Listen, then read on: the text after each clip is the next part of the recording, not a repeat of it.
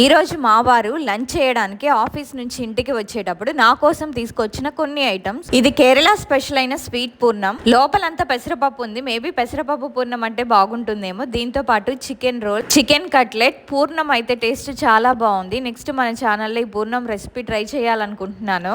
దీంతో పాటు మా వాడి కోసం అని ఒక రాకర్ తీసుకొచ్చారు. అంటే ఊగే చేయరనమాట. ఆఫ్టర్నూన్ అంత టైం ఉండదు, లంచ్ చేసి ఫాస్ట్ గా వెళ్ళిపోతారు. సో ఈ ఫిక్స్ చేసే పనిని మేము నైట్ పెట్టుకున్నాము. ఇది మా ఇంటి దగ్గర ఉన్న హైపర్ మార్కెట్ లో తీసుకొచ్చారు. దీని ప్రైస్ 450 పడిందంట.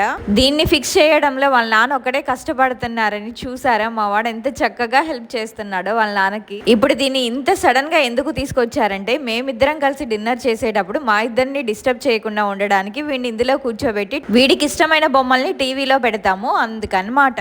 రాకర్ ఫిక్స్ చేయడము అయిపోయింది, కూర్చోబెట్టడము అయిపోయింది, ఇందులో నుంచి ముందుకు పడడము అయిపోయింది. ఇప్పుడు ప్రశాంతంగా ఉందన్నమాట వాడికి.